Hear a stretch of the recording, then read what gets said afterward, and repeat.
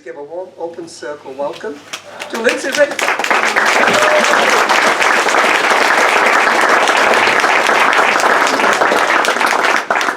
Thank you so much. Can you guys hear me okay? Yes. Thank you all for coming. My name is Lindsay Redifer. I'm thrilled to see you all here today, and I just want to say thank you to the Lake Society for having me, and to the organizers of Open Circle. This is really, really lovely. So I want to start today just by telling you a quick story. Back in 2024, long, long ago, I became a mom. And before I became a mom, he knows his cues really well. He's great at this stuff. So before I became a mom, writing was a part of every single day for me. I wrote books, I wrote articles, I worked with other writers, I do book coaching, which is essentially just kind of helping someone plan, develop, and finish their book so that they can do whatever they like with it. I also ghostwrite. But something happened when I became a mother. My ability to sit down and write creatively, it was almost as if it was surgically removed from my brain. And it was I've got the fun section up here, just so you know.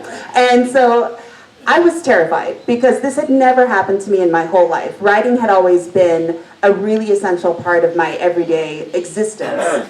And I couldn't figure out what was going on. So I started talking to other mothers and asking them, you know, why can't I find any bandwidth to be creative? And they said, oh, that's very normal. You know, it took me 2 years to get back to painting, sculpting, whatever it was. And I thought, oh, no. This is not going to be a 2-year process. I need to write every day. Without writing, my life felt exceptionally chaotic. Everything kind of flew at me. I'd never felt prepared for anything. My thoughts felt very jumbled. My stress was just through the roof. And I thought, you know, the only thing that's changed, I mean, you know, of course I've become a mother, but the only thing that's changed in me is I'm not doing this daily ritual anymore.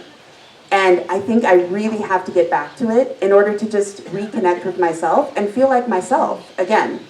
So I set up a challenge for myself.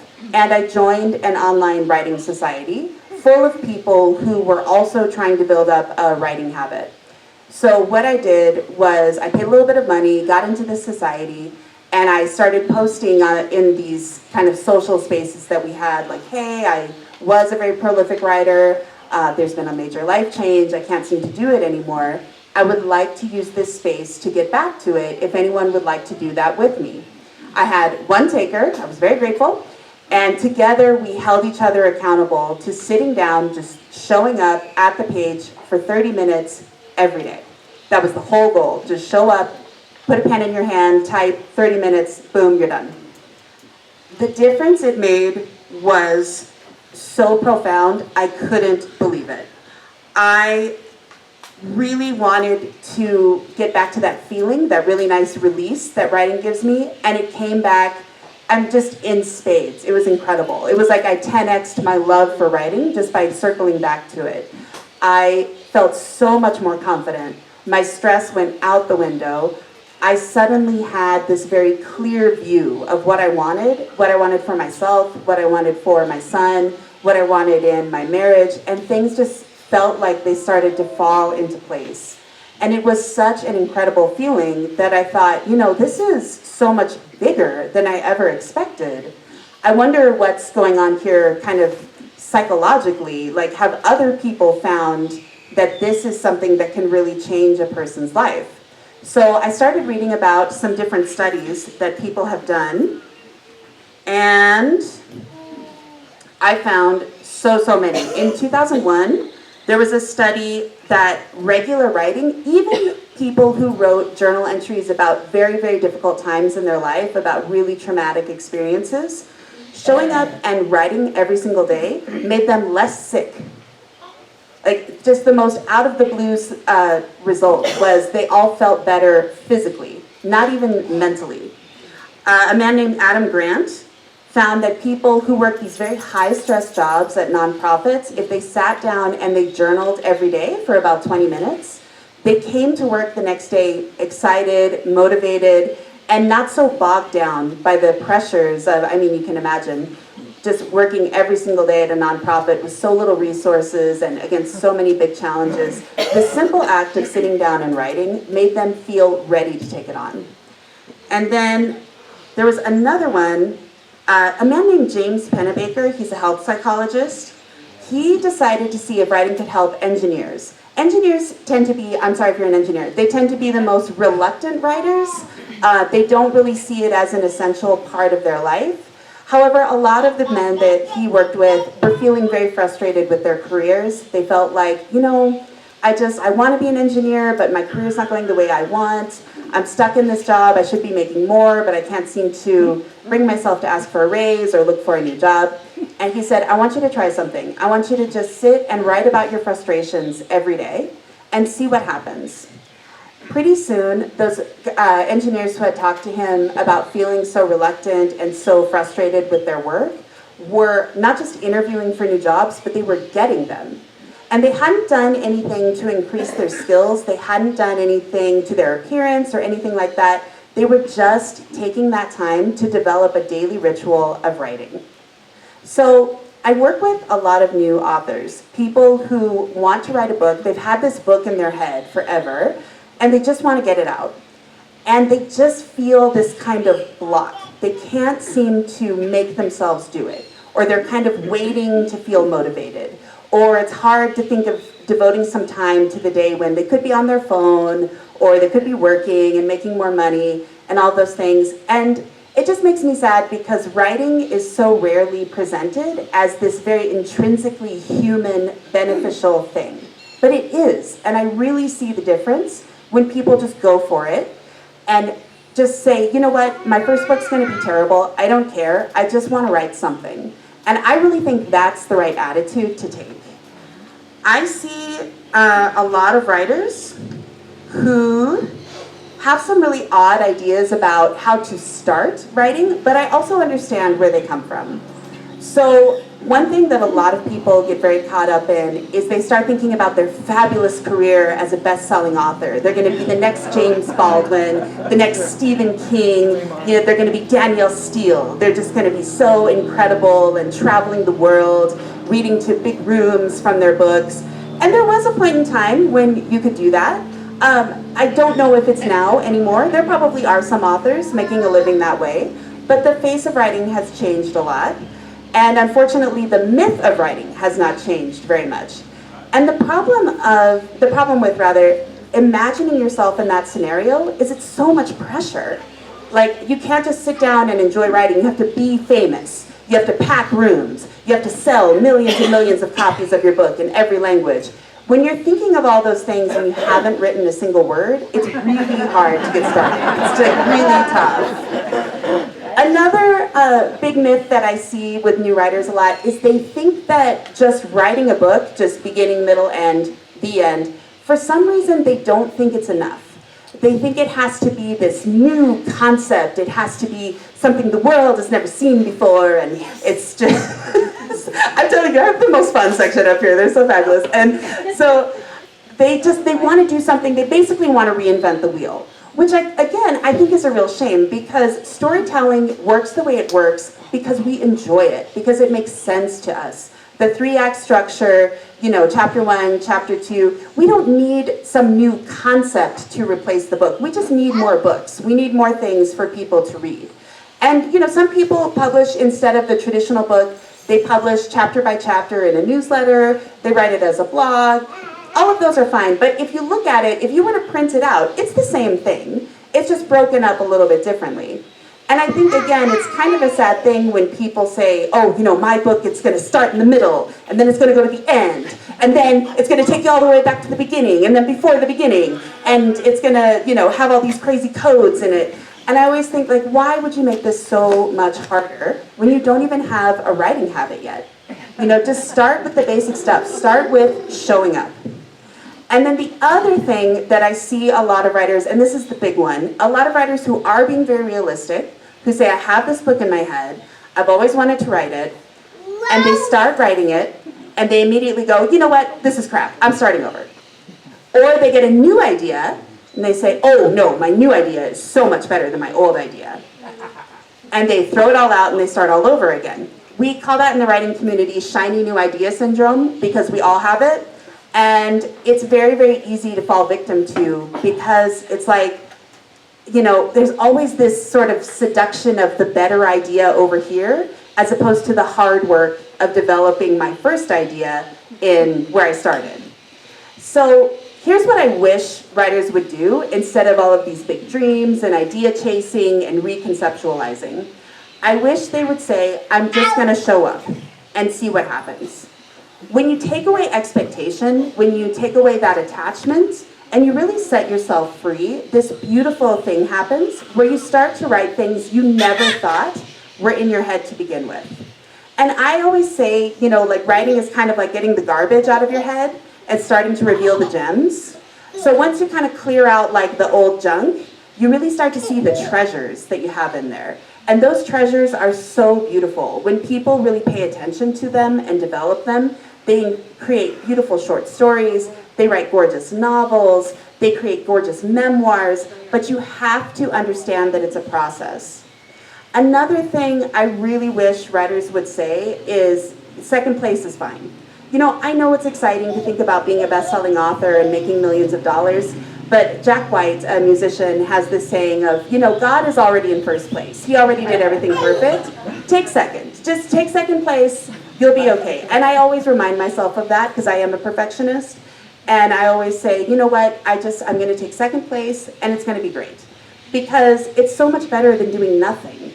Because now I have the experience of how it feels to take writing out of my life. And I really, really struggled with that. And then the other thing that I think a lot of people get hung up on is this idea that, oh, well, I'm not a writer. Oh, writing's just, you know, it's not something that I do. I'm not creative, on and on. Every single human being is a writer. If you had no vision and no hands, I would help you write a book.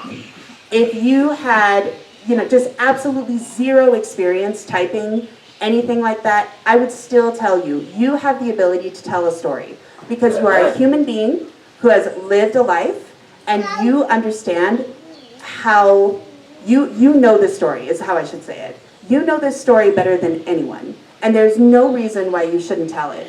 And the joy of telling that story, the process, oh, did we lose, is it okay? There we are, all right. The process of telling that story is such a beautiful thing. I feel like I'm cutting in and out just a little bit. Go to the other side. Other side? You'll be fine. How's this? Yeah, better? So the process that happens when we start to show up and write every day, especially when we do it with other people who hold us accountable, is one that just starts to slowly reveal all of these things that we have maybe been kind of avoiding in our brain for a very long time.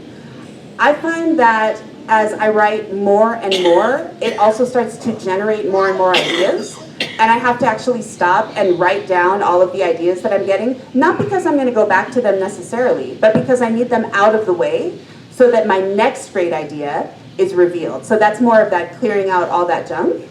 And then when I hold myself accountable to other people, I don't like to write in a vacuum. I don't like to be the lonely writer, you know, out on Walden Pond writing all alone. I like to be with other writers. I find that being with other people who are asking questions, who are responding, all of those things, it really lights my fire as a creative. And I really, really enjoy it. And I find that people who prefer the solitude, they might write for a while, but they don't do anything with it. They don't really develop it. That's okay. That's their experience and that's their journey.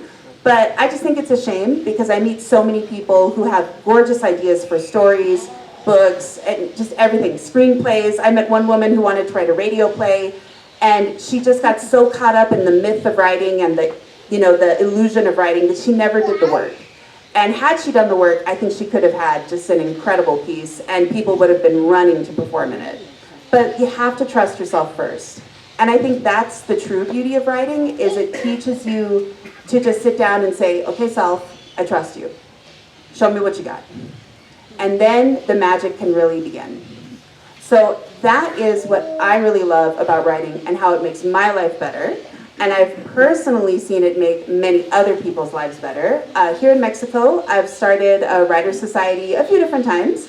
It's had a few different iterations, and I've helped people to really dive into their ideas and outline their books. then take that outline, make a writing plan, and turn that writing plan into a daily practice. Now, whether or not they published anything is kind of out of my hands because there's only so much I can do. But I love that process of seeing someone take their idea, really break it down, and go, oh my gosh, now I know how to do this.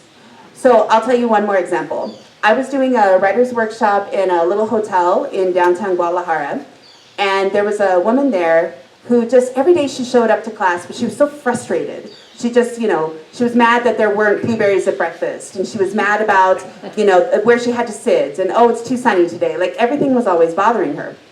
And finally she got me alone, and she started telling me, like, I want to write my book, but it's just not coming together. And I said, okay, tell me your book story. And so she wanted to write a book. It was an international thriller about a spy who has this kind of distant figure in her life, and she was calling her Madam X. And Madam X was always kind of pulling the strings and making her life difficult. And then the story sort of veered off to the left and became a travel story. And so I stopped her and I was like, wait, you left the story, what happened? And she was like, well, I just want to show like some beautiful locations and all that. And I said, okay, but as the reader, I don't need that. Go back to Madam X. She sounds really interesting. Tell me more about her. And so she started telling me some details about Madam X and how she was this very evil person, very controlling, very narcissistic. And then she said, yeah, and I want the main character to face her and maybe kill her. And I said, okay. So how is Madam X connected to your main character? And she said, well, she's not. And I said, because it sounds to me like they're mother and daughter. Let me tell you something. When I said that, something lit up in her brain. And she was like, they are mother and daughter. And I said, yeah, that's what you need to have in your plan. These need to be two family members coming back together in this very contentious, very violent way. But they are family. And as soon as she had that plan, she wrote her book. And people around her told me they had never seen her happier. They just saw this new person come out. And those are the stories that I really hang on to because, yes, I love writing, I love getting published, I love to see my name in print. But helping other people really realize their dream, that is what I absolutely love to do, and it's so exciting. All right, you all sound very, oh, thank you, oh my gosh. Thank you, so nice. And I see some people nodding stuff. Does anyone have any questions? I know it's a little early for questions, but I feel like maybe some people might have some. No? Oh, yes? Go ahead. It sounds to me like you really relate to the mother aspect of bringing forth the book. Okay. I just wondered, is that how it has related to you rejuvenating your own? Oh, gosh. Can you repeat the question? So you said it sounds like I really relate to the mother aspect of creating a book. Yeah. And are you asking, is that the case? Yeah. Yeah, I think it is now. My son is adopted, and I don't know if you guys have ever been through an adoption, but it starts as this very conceptual thing, and then all of a sudden there's a kid in your house, and you have to like sort of restructure your whole life and be a parent. And so it took me a while to kind of think of myself as someone's mom, but I did definitely see a shift in my own creative process once I started reframing myself that way.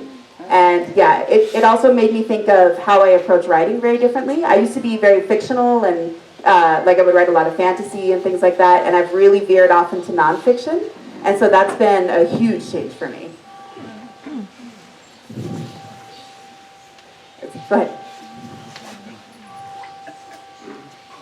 Yeah, I'm not really motivated to write a whole book, but I love to write, and I write on a regular basis. What I've done recently is write into newspapers, one in particular that I really like, and it's an opportunity to provide commentary on one of the writers of the newspaper's articles, oftentimes current events, anything that a newspaper would write. And what I found is that this is huge in terms of clarifying my thinking. Mm-hmm. Clarity is what I was, my thinking tended to be more jumbled before I started doing this. Mm. Now I've transferred it over to my emails to my kids, and they said, "What's happened?" I go, "Oh, that's a work of art, Dad. That is so beautifully said. I can't." Well, it's because I probably edited it also about 6 times. I edit all my emails now. That gives me more. Can I just interrupt a second? Because the people at the back can't hear. So either you get a microphone, or we can wait to the end for comments. Wait Yeah. Wait till the end. So you can get the questions at the end. Sure. Yeah. Let's see, how are we doing on time? We'll come back to you. Don't worry. Okay. Don't worry. Okay. Yeah. Yeah, we'll come back. So he was basically talking about how he's reading and responding with his writing. And I also really like to do that as well. I think that reading a piece and really thinking about my take on it, how it affected me. I recently just wrote an article about 2 books that I read. One was a memoir and one was a fictional book. And I was so shocked at how well they lined up. The two, like the character and the real person, had such a similar experience that I just had to sit down and write about it. And I find that that is a huge benefit as well, is it makes you really think about, why did this affect me so much? Why is this important to me? What do I want to say about it? And writing just makes us slow down a little bit and really clarify those thoughts. So I appreciate that. I do a lot of similar things, and I love that you're writing to your kids. He was saying he writes these work of art emails to his kids, so I'm sure they're gorgeous. And then I saw one more hand up over here somewhere. No? Wait till the end. Okay. All right. So let me tell you a little bit about how I work with writers. So I have created a very standardized book outline that starts with kind of a messy idea phase. So we do a brainstorm, and the way that I kick them off is I give them the phrase, "I already know my story is blank," or "I know this story has blank." So that's where the person who's starting out can say, "I know this story is romantic. I know this story is scary. I know this story happens in Ajijic, Mexico. I know this story is about a young man. I know this story is about a school." And just any little elements that they're starting with can just sort of onto the paper. Then we go back through there, and I encourage them to really look at, what are you still excited about now that you've written that and gotten it out of your head? And they just put a little star or a little check next to things. And we use that as kind of a reference as we move on. Then we start to think about basics, like where's the story happening? What are our characters' names? How many characters do we have? All of those really basic things. And then we start to develop what's going to happen. So I use a very standard 3-act structure for the plot. So that means that every day was the same until this happened. After this happened, that happened. Because that happened, this happened. And we just move on through there. And we look at how a story has to start in a particular way for it to make sense. Now, if they're writing a memoir, it actually happens the same way. They take those same beats and try and find, where did this happen in my life? And we sort of frame out a section of their life that they want to tell the story of. Because you can't, as much as I would love for us to be able to do this, we don't have the means to tell every detail about everything that happened. So we have to really edit carefully and choose carefully of what we're going to write about. Then we go back, we look at that list of character names and those important details that we brainstormed, and we say, okay, let's develop each character. And I encourage my writers to think of each character as themselves and to write in first person. So my name is, I am blank years old. I look like, and then I ask them to think, what does your character like? What does your character dislike? And what does your character want? And I find that those 3 elements really clarify the sort of person that they want to write about. And again, the same thing happens with the memoir. Who is this person in your memoir? Is it you? Great. Is it someone else? Okay, I want you to try and be that person. And I want you to think about, at what point in your story, how old are they at this point? What do they look like? What do they like? What do they dislike? And what do they want? Then we go back to the setting. We look at the power structure. Who has the power? Why do they have it? And we look at more of the conflict. And then we start to break the book down in what's called a scene list. A scene list is basically a beat-by-beat list of the book. It's just a 2-3 word description of each thing. And a chapter has between 2 and 3 scenes. So what that does is it gives the writer a plan. Now they have this full reference of everybody's appearance, everybody's needs, wants, that they can go back to as they're writing, which is so helpful. And then they have the scenes that they're going to write for that day. So you can look at your scenes and you can say, okay, I've already written like scenes 1 through 6, and I'm really excited about my end. So I think I'm gonna jump to the end and write my last 4 scenes, and then I'm just gonna check that those are done, and then I'm gonna loop back and go ahead and write those scenes in the middle. And that's fine, as long as you know how they need to be published and how they're outlined for you, it becomes so much easier. And it gives writers so much more confidence when they have a daily plan. I'm not telling them sit down, go away, write your whole book, come back. I'm saying write one scene, write for 30 minutes, write every day. And if you do that, pretty soon you have a finished work that you can then own. You can get it edited, you can get it published, you can email it to your kids, you can make it a newsletter, whatever is meaningful to you, you can do it. But it's something that you created and that you took the time to love and develop. And that is how writing makes your life so much better. All right, so, thank you so much.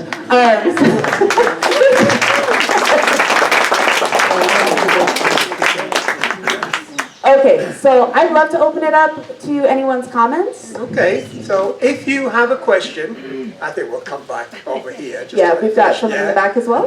Please raise your hand and wait for the mic to come. You think you can be heard at the back? You can't. The gentleman in the blue shirt in the back had his hand up. Well, did you want to finish your comments? Or? Just quickly. In a nutshell, what I was saying was that I write into newspapers. One in particular I really like and comment in the newspaper on articles written by their staff. And then that is republished back and the comments are published back and other people can comment on what you said. What I find, I'm doing this on a regular basis and it has massively improved the clarity of my thinking. And it's translated, and I've just used this as an example. I write emails to my kids frequently from here and back home in Canada, and they're like, their assessment of my emails, like, what's happening, Dad? Like, these are, they've used the word works of art. That's a little over the top, but the clarity and the way I'm expressing myself, and I attribute that to simply spending a lot of time writing out my thoughts and clarifying them and editing them. Okay. Thanks so much. Do you have a comment on this? Yeah, I just want to say before I forget, if any of you do have a book that you'd like to write, if you have a longer project that you'd like to plan, please come see me after the talk, and I have a special free offer for you. And then, so we have a question here. Okay, I think I have 2 questions. I'm Okay. in the midst of writing a book that's more of a historical memoir. Right now, I am not focused on any dialogue. Okay. I'm simply telling a story.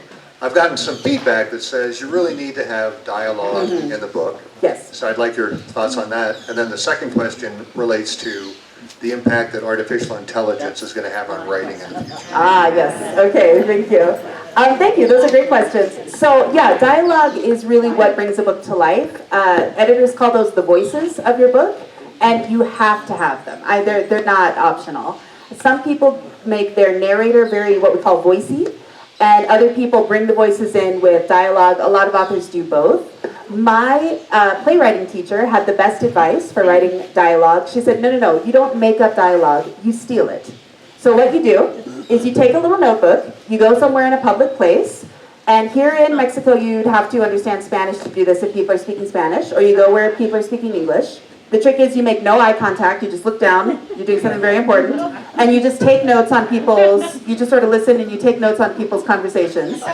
You will get the best dialogue of your life. So good. Now, that brings me to AI. AI is a very weird thing because AI is really cool, but it's being used to do these really dumb things. Like people are using AI to write comments on the internet. Like what? A comment can be one word. Like, why do I need AI to do that for me? What a lot of people are finding is that AI as a writing tool is pretty disappointing. A lot of teachers are having to sort of chase kids for using AI in their writing and, turning in things that either make no sense or way too advanced or just plain boring that have no personality. You have to remember, AI is a robot. It's very, very limited creatively. But it can do cool things. It can help you sort out your ideas. It can help you make an agenda for sitting down and writing. It can help you make an exercise plan. Like, AI can do cool stuff. I would not use AI to write a book because A, I lose the process, which is the most precious part, and B, it's gonna be bad. You know, like, I don't wanna put a book out in 2 minutes that's horrible. Why would I do that?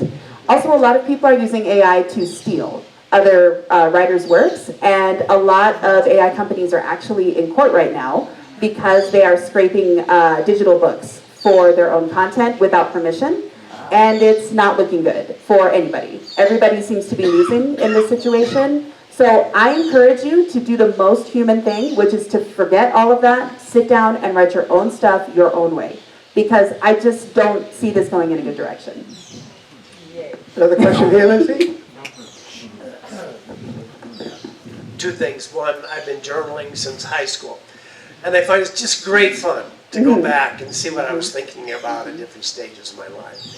Secondly, with regard to this gentleman's comment about writing to the newspaper, I want to add, newspapers love to know somebody's reading Oh yeah. what they publish. So when you write a comment on something you've read in their paper, they're very likely to publish it. Cool, all right. So that's a nice writing exercise to start with if you're feeling intimidated. There's a gentleman there in the back that's been very patient. Yeah, we know him. Okay, okay. Just confirming. I'll be there and help. I wonder if you have any experience with the genre historical fiction, and if you could talk a little bit about the guardrails between how far you can veer off in telling a story and at the same time stay true to the facts. Case in point, Neil James, a book was written about historical fiction work about her life, and I've been reading it. It's called Coquille. But it's very difficult reading it to go, well, did this really happen, or is this the writer's imagination? So are there guardrails in historical fiction? I think you just have to be really clear that what you're writing is not, that what you're writing is fictional. You know, there have been some scandals in the writing world. One of my personal favorites was, what was the name of the author? It was, middle name Terminator. There was a woman in her 30s who really wanted to publish books about what it's like to be a sex worker at a truck stop. Very scandalous. And what she found was that if she told publishers who she really was, people kind of ignored her. But once she got on the phone, James T. Leroy. If you look up James T. Leroy, oh man, huge scandal. Because this book was presented as fact, as a memoir, when actually it was the product of someone's imagination.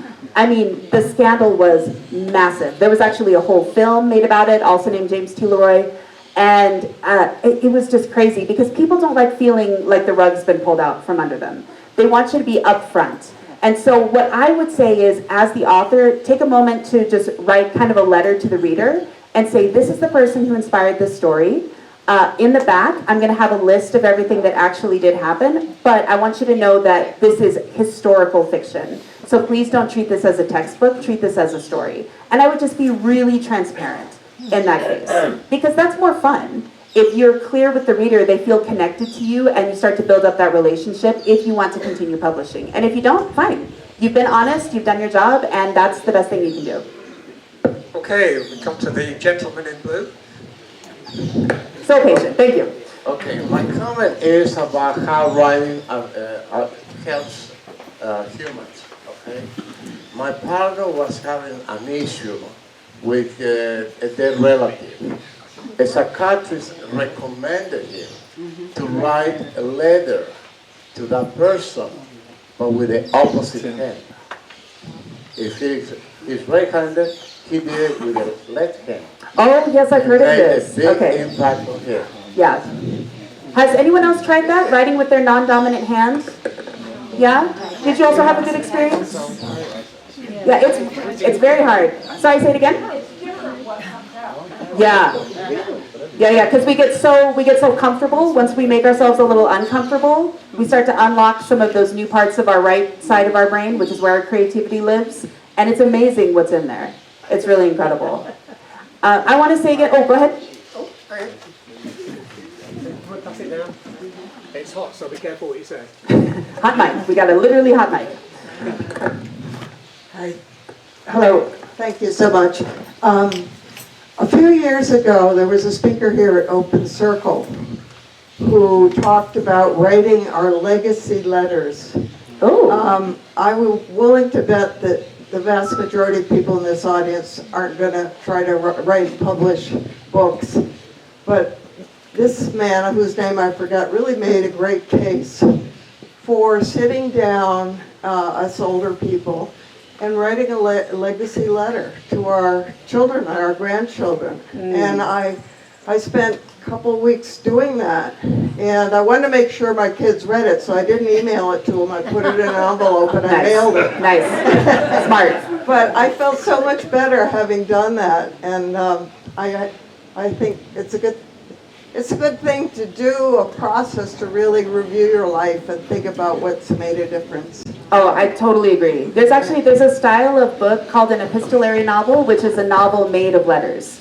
So you never know, if you write those legacy letters, you could put them all together. Just a thought. Okay, Lindsay. If you can. Okay, I can. That made me think of something. Not very long ago, a really, really good friend of mine, Judy King, and many of you may know her. She's lived here for about 22 years. She died, and she had written her own obituary. And I thought, that's kind of a cool idea, because I've spent 30 years here and the rest of my life other places, and no one would really know how to write about my whole life except me. And so I've got it on my to-do list, but I thought it might be interesting for other people to think about that too, and what you would really want to have been said, is that correct English, in your obit. Yeah. Just a thought. I love the idea of writing your own obituary. That's a very emotional exercise. That would be something, yeah. You could lead a workshop. I could, absolutely. Do you all want to write obituaries? I'm happy to help you with that. All right. Yeah, let's all write obituaries. That sounds really fun. I'd love to do that. So out of date. Just another question. You mentioned writing, right hand, left hand. I tend to write more so at a keyboard. Okay. And you mentioned you did a lot of research around writing. Is there any advantage to write freehand versus writing at a keyboard? Well, I think there is a lot of advantage. Well, I know for a fact that if you write freehand, it's better for your memory. So for example, if you're making something really basic, like a to-do list, if you write it on paper, you're actually more likely to remember everything than if you write it on your phone or on your computer. And if you write freehand on paper, it can really help you develop those memory muscles and help your memory work a lot better, much longer. So that is the biggest advantage. A lot of authors who are quite prolific swear by freehand writing. They say it's the only way to go. You know, just get a yellow legal pad and a chair and you're set. And I think that's great. Personally, because I started writing on computers very young, I tend to type more, but that's pure personal preference. And I do always have a little notebook with me, just to jot down ideas or some thoughts or anything like that, because I do think that freehand writing has a ton of benefits. Have any more questions? Going once? I got a question. Publishers say that you should know your target audience before you write. What happens if you can't find your target audience? Well, I think that thinking about a target audience is tricky. There's a method called the snowflake method, where instead of thinking of an audience, you think of one person. And you think of that one person going into a bookstore and picking up your book. And you think, how old is this person? What gender is this person? What is this person wearing? If I had to guess, what is this person's job? So instead of thinking of an audience, I would encourage you to write to an individual reader, because then it becomes more like a love letter, and it becomes a story that you're telling in this very natural way. So I don't like to think of a broad audience. If a publisher were to ask me, who is this book for, I would describe that one individual, because everybody would understand that. And if you're not in marketing, if you're not in publishing, don't try and get in that headspace, because it's going to get you away from creating. That's all statistics and, sales and all that stuff. Let them worry about that. You worry about that one individual that you want to write to. And you're guaranteed to sell one copy, right? One copy, one copy. Hey, that's awesome. My first book sold 4 copies. I was over the moon. I was thrilled. What about self-publishing? Self-publishing is great. So there are the 2 kinds of publishing, if you're unfamiliar. There's what's called traditional publishing. That's publishing through a house, like Macmillan, Penguin, those guys. Or you can self-publish. You can self-publish in a lot of different ways. You can self-publish for money. You can self-publish on free platforms. You can publish as a newsletter, or you can put your book out all at once. You can do it so many different ways, and there are so many different ways to make money with that, if that's your goal. If that's not your goal, if you just want to tell a story and connect with people, that's always available as well. But if you're looking for more publicity, you want to go the traditional route. If you're looking for a way to find people online and or make money, you want to go self, because that's the better way to get to that goal faster. If you go through a traditional publisher just to tell your story, you're going to be very frustrated, because they're going to be constantly talking about, promotions and marketing and all that kind of stuff. And if you're not into that, you're going to hate it. So self-publishing is available to anyone. The software to do it is free. Anyone can download it. It's very, very easy to use. And there are a million tutorials online on how to format your pages and all that stuff. It's very doable. Any more questions? Oh, we do have one, yes. Okay.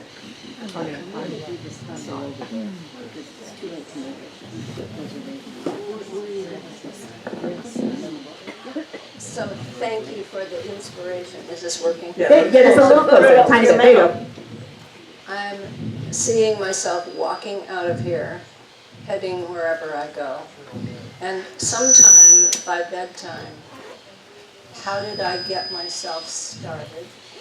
And tomorrow and the next day, how do I inspire myself to continue? So I think the question is coming, a writer's workshop, a group, a support group. You just mentioned something about you went online and found ideas, just ideas for continuing. So I really like to work with writers in person myself. I live in Guadalajara, I'm not here on the lake.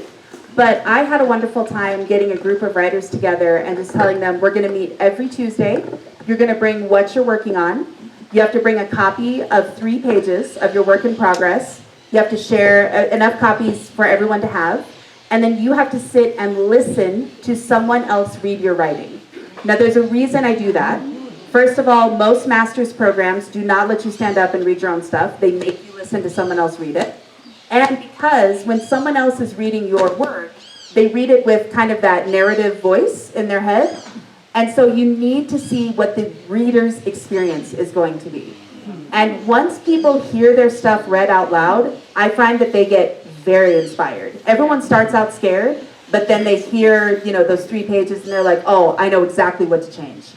Or they hear people's comments and they say, oh my gosh, I cannot wait. For me personally, when I took my work to that group, I would leave just on fire. Like, I cannot wait to get this fixed, to get this back on track, and to address these notes that my fellow writers gave me.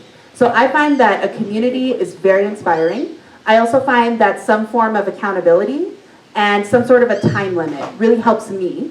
Now, that's me. You might have a different thing that gets you kind of on track and keeps you there. But for me, the 30-minute timer on my computer and just that window of time dedicated to nothing else. I'm not listening to music. I'm not eating any food. I don't even have a glass of water by me. I'm doing one thing. And for me, that really, really helps. And feeling that release, feeling that mental clarity, feeling that just boost in the day is the best way I can describe it, is what really keeps me coming back, personally. I also really like to publish my stuff. I publish a lot of articles, I ghostwrite books, and I also publish short books. And for me, publishing is, I self-publish. And that's very motivating, but it's not for everyone. So if that's not what motivates you, you got to find what gets you going. But I would start with the community, for sure. Oh, we have another one? Okay, hold on. Still have time? Hi, Blue told me I had to do this. So, okay. I'm just, for people who don't know, there's a writers group at La Nueva Posada, first and third Fridays of the month. We meet in the garden, starts at 11 o'clock, and there's no charge, and it's like an open mic, so 7 readers read and are critiqued. But I think a lot of people here find it motivating. Yeah, that sounds great. I love that you guys have a regular thing that you can go to and just share your stuff and see people listen to what you have to say. Where is it? Where is it again? Nueva Posada. If you are interested in trying something a little more challenging, if you'd like to do something on a larger scale, come find me and I will get you scheduled on my calendar. And yeah, did you have a question? Yeah? Oh, we got another question. Do one more? So if that's interesting to you, just please come have a chat with me afterwards and I'll get you on my calendar. Okay. It's free. Oh, dear. Oh dear. Oh, you're gonna mind me, aren't you? I have a question. Yes. The list that you went through for writing, you went through several lists. Are those available? Yes. If you want to sign up for a planning session with me, I'll give you a copy of that. Okay. And we'll go through and we'll fill it out together. Okay. We still got time.